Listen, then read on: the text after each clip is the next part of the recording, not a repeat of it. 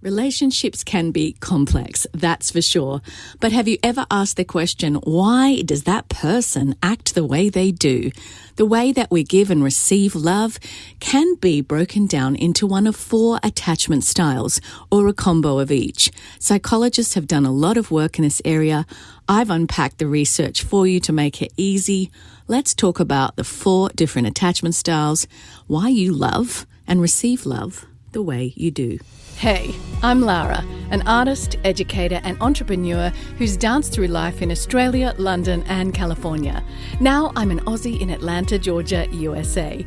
Juggling roles as an artist, ex-dancer, current actor, author, professional educator and qualified life coach, I'm also a wife and mother of 2. Join me on this podcast crafted for creative souls at every level, entrepreneurs, artists, dreamers, and hope-filled humans alike.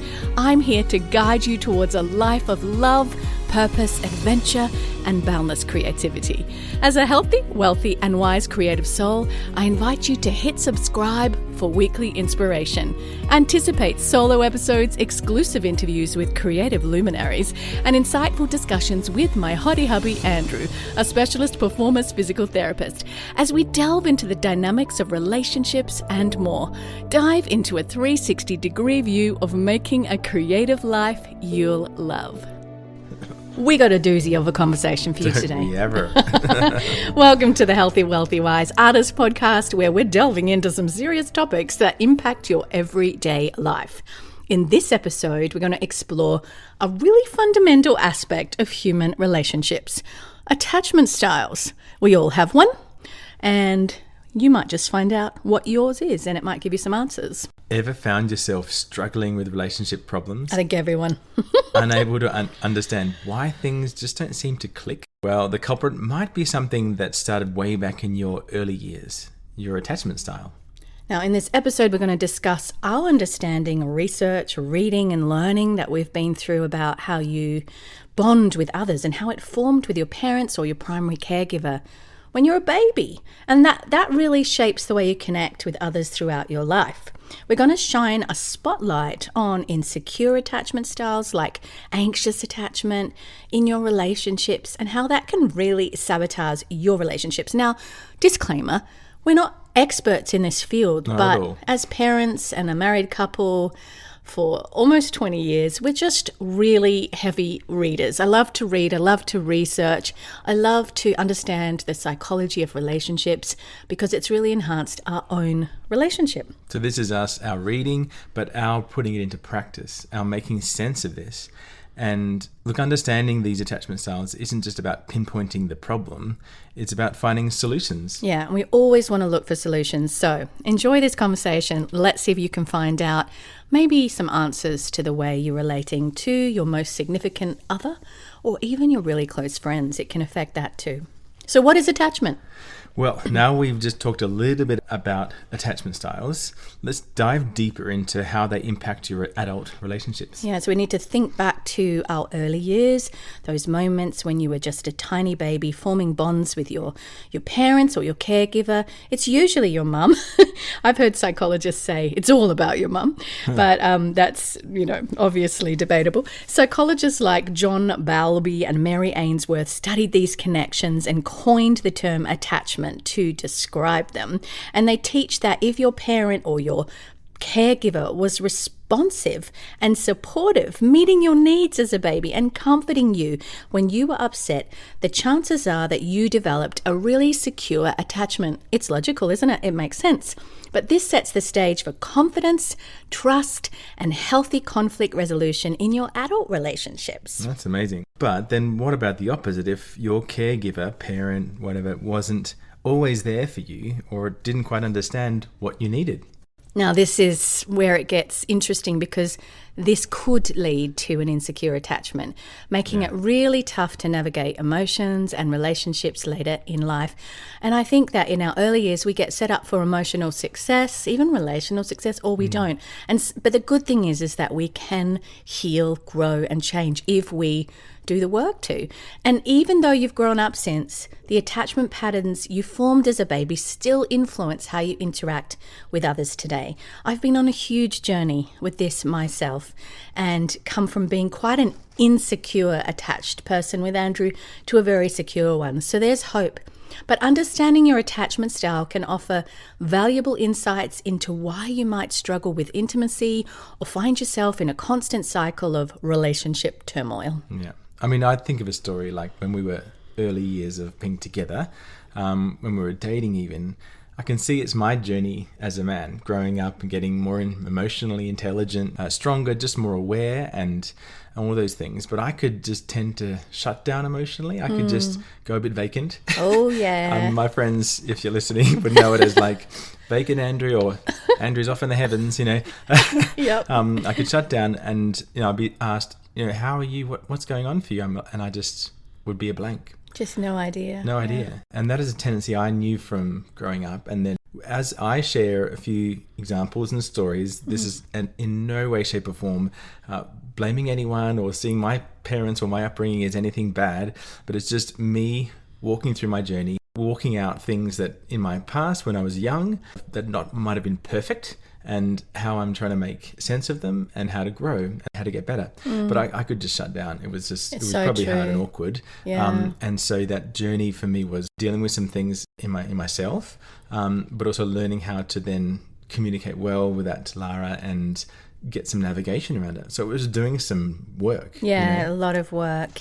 And so as we continue our journey into unraveling the mysteries of attachment, keep in mind how your early experiences shape your present and your everyday connections. So stay tuned to discover strategies for building stronger, healthier relationships rooted in a deeper understanding of attachment dynamics. Now, there are 4 attachment styles, and there's probably other psychologists that do other things, but this is what I've learned from my reading with the psychologists I mentioned earlier.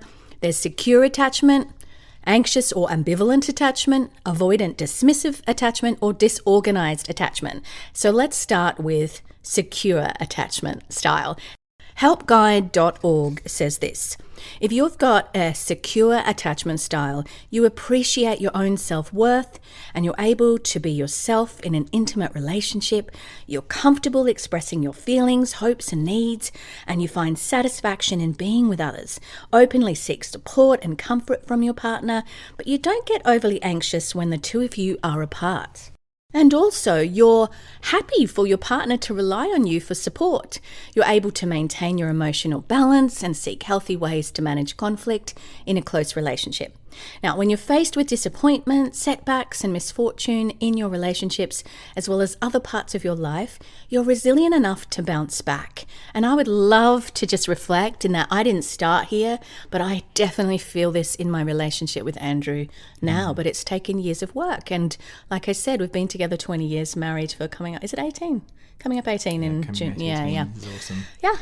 I mean, this sounds perfect, doesn't it? It sounds like from recent views of relationships and psychological health, it sounds great. It sounds like you're a resilient person. Yeah. That's awesome on every part. But it's not easy to be there, is it? Have you ever felt the sense of comfort and stability in your closest relationships? I know for me, I do completely.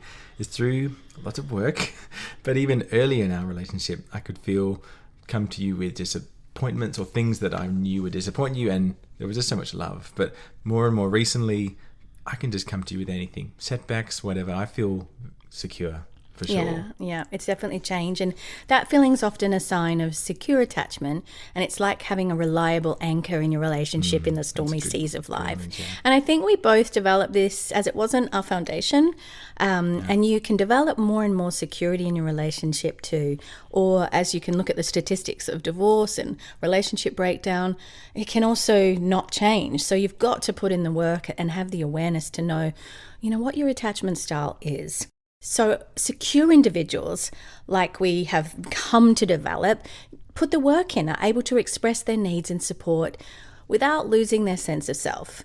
And we came together really recently, just this week, in a really big storm.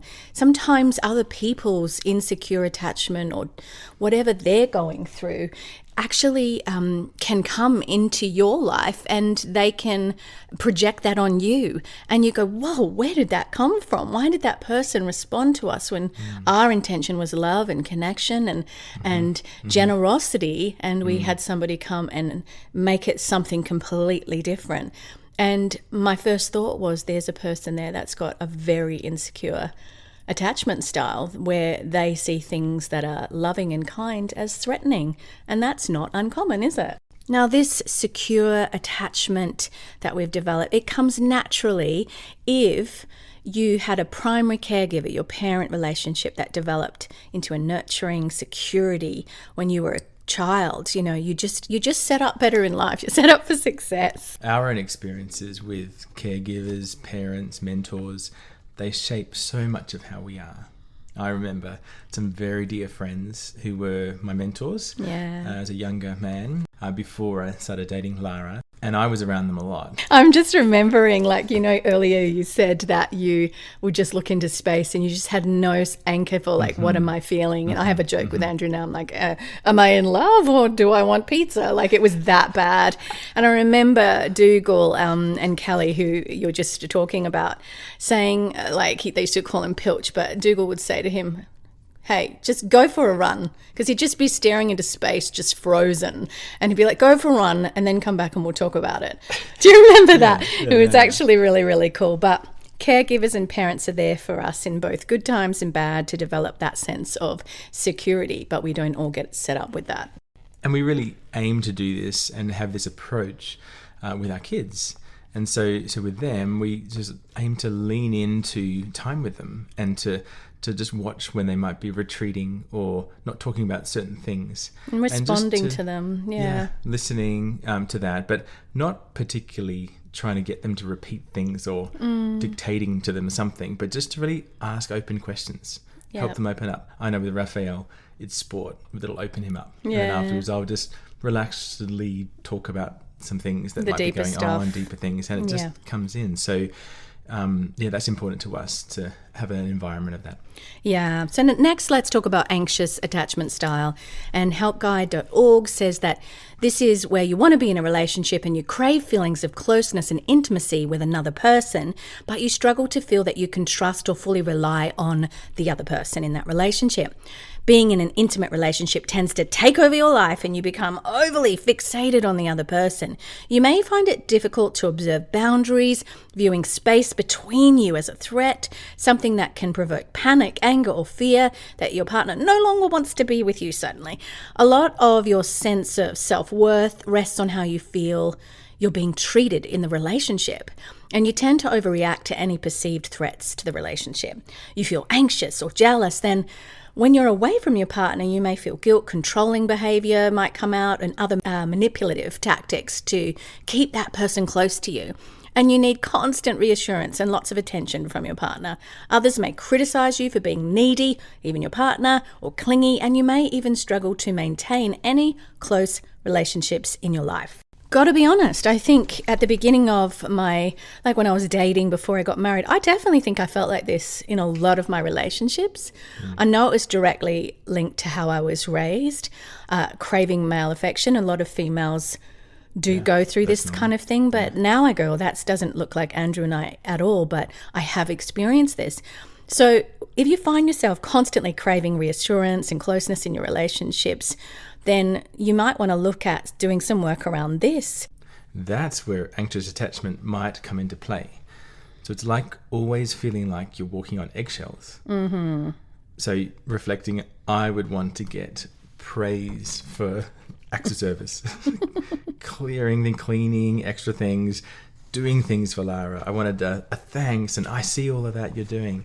Really underneath that was this like sense of, you're worthy, Andrew, you're worthy, you know. But I would go crazy with that when I felt that I needed to get more of that, when I really just needed to reflect and say, I need some validation. I need to go to her and I need to talk and I need to get something out, you know, but I would just go crazy and mad and clean. I'm like, why am I doing that so much? And that's like the human condition. What we do is when we're feeling some sort of big emotion or tricky emotion, we instantly want answers, and we tend to look to others to for the answer, like it's your fault or you're not doing this or I need more of this or we have no idea whatsoever. Or like, this worked in the past for me, so I'll do it again. Yes, or like this is what I had to do growing up and unconsciously you're doing that. But what's really important here is before you start reacting and thinking everybody else is at fault, you need to sit with your feelings and reflect, what is really going on here? What am I really feeling? And take that time to journal or whatever it is. And I've created a beautiful resource called the Creative Purpose Journal. And it has some of this work where you can just sit and journal and reflect about lies you might believe in this current moment and how you can turn them around. So you can see the link to that on the homepage of my website or the show notes.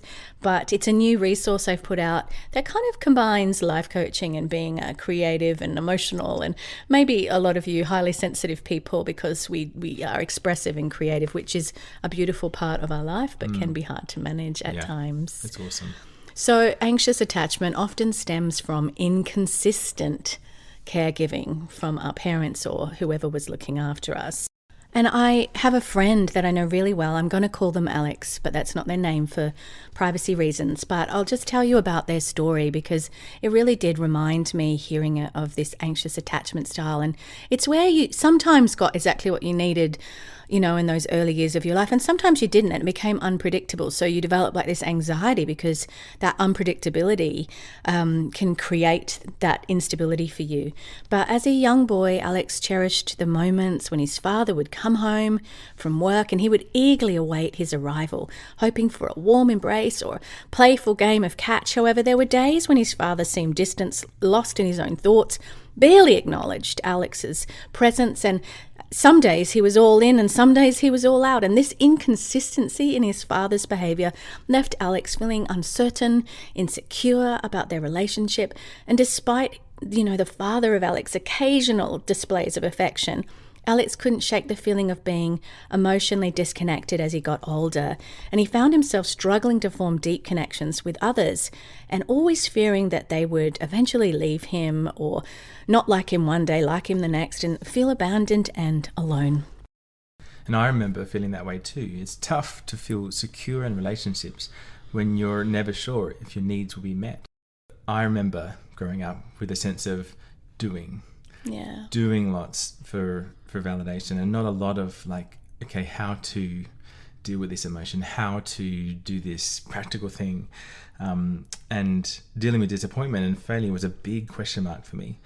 And so when I was in a place of overwhelm or that sort of thing, I would just run into doing for people around me to get that, and I wouldn't really deal with the disappointment or the pain or whatever else. And so I've had to do a lot of work around that. But that's a big place for me. And I've recently come to understand that we all have ways that we numb, and doing for others and constant doing for others is actually a form of numbing. Yeah. Some people, they'll go to pornography or to sugar or chocolate or drown themselves in watching like days of television and never really dealing with what they're feeling and sitting in that discomfort and letting that, the tip of the thorn when the emotions are really high kind of prick them. They'll do anything to avoid it. And that is human condition. Like that's what we do. But busying ourselves for other people, or that can be a sign that you're just numbing the pain. Let's talk about the next one. It's avoidant-dismissive and disorganized attachment styles, and uncovering how they impact our connections and ways to overcome them as well. So I'll start with guiding you through with the helpguide.org definition of it. Yeah.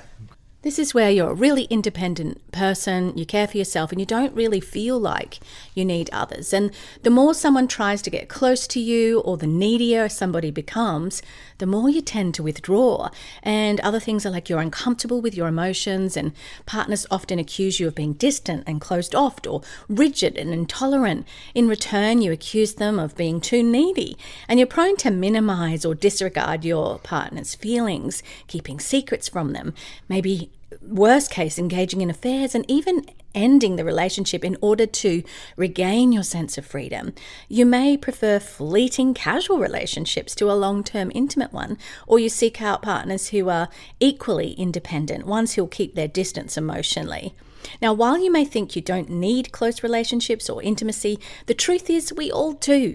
Humans are hardwired for connection. And deep down, even someone with an avoidant, dismissive attachment style wants a close, meaningful relationship. And we see this kind of personality in men a lot portrayed in films where they think, I'm just going to sleep around, I don't need anything. And then they end up going, actually, I do. If only they could overcome their deep-seated fears of intimacy. Have you ever felt like you prefer keeping your distance in relationships, no matter how much you care about someone?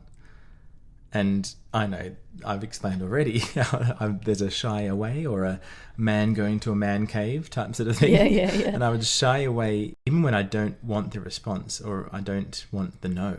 You never pushed me away. Like when we first got together like this, you definitely wanted this. So I don't think you necessarily had this style with me. Yeah, but some might relate. Like I delved into it more and I would shy away because I didn't want to be a burden to you. Oh, that's interesting reflection. Yeah. And so this style of attachment is a classic sign of the avoidant dismissive attachment that we've been talking about. And it's like feeling suffocated by too much emotional intimacy. So how does this affect adult relationships? If you have an avoidant dismissive attachment style, you might find it hard to let someone else get too close. And I actually do group coaching, and I remember somebody sharing, and I thought this is a good example, but I'll change their name to Ryan. Ryan's avoidant dismissive attachment style. And one evening, my friend attempted to broach a heartfelt conversation about their future together, her future with Ryan. And despite her efforts, Ryan's discomfort became really evident. And with a quick joke, he redirected the conversation, leaving my friend feeling confused and distant. And she struggled to get close to Ryan, and he was very good at being avoidant and dismissive. And I wish I could say it changed, but sadly they're no longer together. But for Ryan, independence was super important to him, and he felt uneasy when his wife tried to become too dependent on him. And often, the primary caregiver, the parents, there's a route right back to this. Our relationship with our caregivers, parents and mentors really shapes how we approach intimacy as adults. Yeah, and that's at early years we're talking about. And definitely growing up with parents or caregivers who weren't emotionally present can make it harder to trust and depend on others in adulthood. Okay, next style, and we're going through to ones that are even more and more hard to attach. But the disorganized, disorientated attachment style. And it's really navigating a lot of fear and confusion. And helpguide.org says that you probably find intimate relationships confusing and unsettling, often swinging between emotional extremes of love and hate for a partner. And you might be insensitive towards your partner, selfish, controlling and untrusting, which can lead to explosive or even abusive behavior. And you can be just as hard on yourself as you are on others. You may exhibit antisocial or negative behavior patterns, abuse, alcohol or drugs, or prone to aggressive outbursts or violence, and others may despair at your refusal to take responsibility for your actions. And while you crave the security and safety of a meaningful, intimate relationship, you also feel deeply unworthy of love and terrified of getting hurt again. Your childhood may have been shaped by abuse, neglect, or trauma. But what if you feel like you're torn between craving closeness and pushing people away? That really does sound like a disorganized, disorientated style in your relationship or attachment style. Yeah, it sounds painful. It sounds difficult. It could be super common. You might have an aspect of this and other styles, but it's like constantly battling between the desire for love and the fear of getting hurt. And a friend of ours vividly recalled a time when she met someone truly special, and despite feeling a really deep connection, she hesitated to fully open up. Conflicting emotions swirling within her as she grappled with the desire for closeness and the fear of her past heartbreaks. And there was a whole big string of past heartbreaks, usually ended by her. And this inner turmoil made it challenging for my friend to fully embrace the budding relationship that she had found that had a lot of potential, and ultimately caused uncertainty and mixed messages for everybody that tried to get near her. So how disorganized attachment style affects you in your adult relationships is, well, you might find it hard to trust others or yourself in relationships. Yeah. it sounds like feeling trapped between wanting closeness and fearing rejection. Yeah. It's like flipping reaction, like That's flipping so a switch. true. Yep, so true. It's so sad, but the way we're raised really does affect, and that's why psychology is the science that it is today. And as we've discussed, our early experiences with our parents, primarily parents, but I say caregivers because I want to make sure everybody's included, and can really shape your relationship patterns later in life. So when our parents, caregivers were inconsistent or abusive, it can leave us feeling unsure and insecure in our adult relationships. Next, we're going to explore effective strategies for overcoming insecure attachment styles and building healthier relationships. Because understanding why we develop insecure attachment styles is crucial for healing and growth. It sounds like many factors contribute to insecure attachment, from inconsistent caregiving, parenting, to even childhood trauma. Yeah, that's true. And there's lots of different causes of insecure attachment, such as neglect, abuse, parental inconsistency at an extreme level. But you can get help if this is you or any of the ones we've listed for insecure attachment. So is recognizing an insecure attachment style the first step towards healing and change? Yeah, I would say it is, because if you don't see it, you can never change. I actually, earlier in my dating relationships, I didn't always attract the healthiest types back then, because I wasn't the healthiest. And, I remember putting myself through years of counselling and psychology, and that really has helped with the level of emotional intelligence and awareness. And I remember that my psych one day said, "Lara, you could be right now in a room of 1,000 men and you would still be attracted to the one that's got that attachment style, because it's what you're craving or what you didn't have. And until you can heal that, you won't necessarily be able to attract somebody that's got a different behavior pattern." And that scared the living daylights out of me. But sometimes fear can lead us to good outcomes. But therapy can be incredibly beneficial, whether it's individual or couples. But often you go into couples and then they want to see you individually. Anyway. It gives you great navigation, I think, when you're just a bit stuck with, how do I explore this? How do I dig this out? But I find some practical things to build a more secure attachment style.